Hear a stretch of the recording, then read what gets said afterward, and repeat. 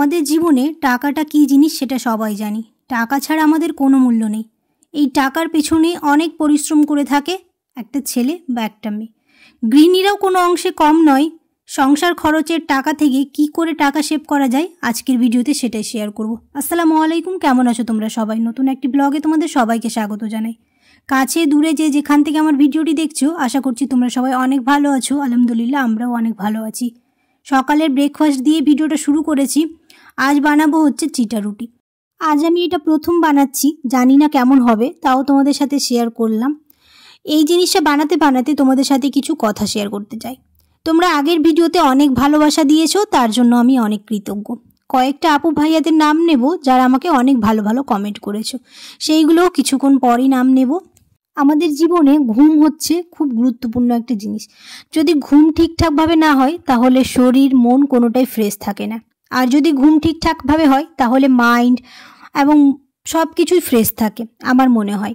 আমাদের জীবনে ঘুম হচ্ছে খুব একটা গুরুত্বপূর্ণ জিনিস। যদি ঘুম ঠিকঠাকভাবে হয় তাহলে মন এবং শরীর সবই ফ্রেশ থাকে।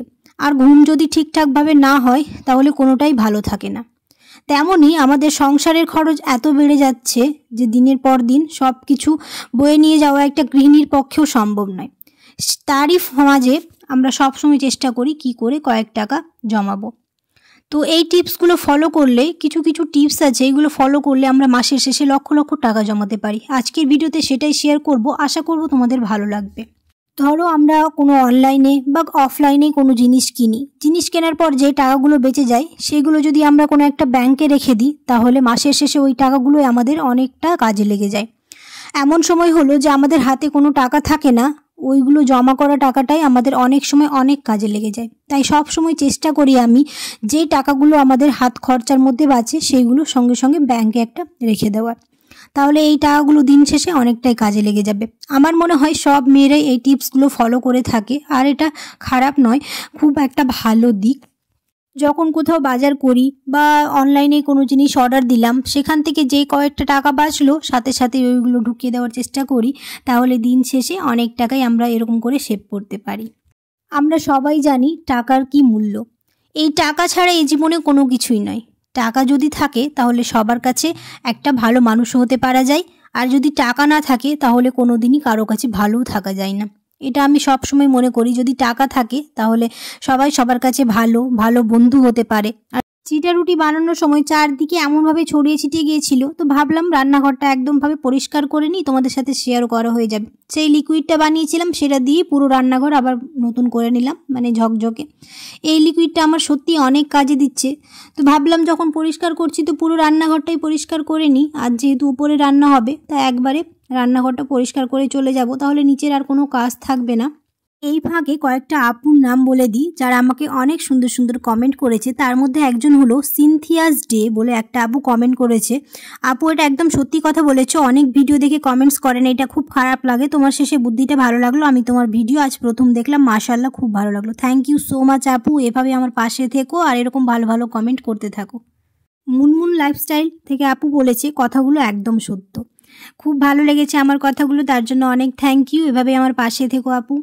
বৃষ্টি রেগুলার ব্লগ থেকে বলেছে, আসসালামু আলাইকুম আপু সোনা, খুব সুন্দর ভিডিও, অনেক কিছু শিখে নিলাম, আপনার চ্যানেলে নতুন, অনেক অনেক দোয়া এবং ভালোবাসা রইল। থ্যাংক ইউ সো মাচ, এভাবে আমার পাশে থেকো, আমিও সবার পাশে থাকবো, কথা দিচ্ছি। এভাবেই সবার পাশে থাকলে অবশ্যই একদিন সফল হব ইনশাআল্লাহ।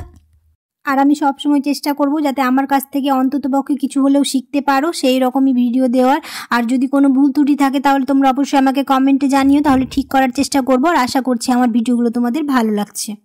এই শীতের ছোট দিনের বেলায় একটু বুদ্ধি করে কাজ করতে হবে, নাহলে অনেক সময় পেরিয়ে যায় আর কোনো কাজ হয় না। তাই রাতেই ভেবে রাখার চেষ্টা করি যে এই কাজটা এই সময়ের মধ্যে করব, সকালে উঠে তাহলে ওই কাজটাই আগে করে নিই, তাহলে খুব হালকা হয়ে যায়। আমি চেষ্টা করি রান্না করার আগে কিছু কাজ করে নেওয়ার, আর রান্না করতে করতে কিছু কাজ করার, তাহলে রান্নাটাও হয়ে যায় একদিকে আর একদিকে কাজগুলোও হয়ে যায়। তো রান্নাঘরটা যেহেতু পুরোটাই পরিষ্কার করলাম, তো একটুখানি লেট হচ্ছে, তারপরে সব কাজ হয়ে যাবে, তারপরে আজ রান্না বসাবো।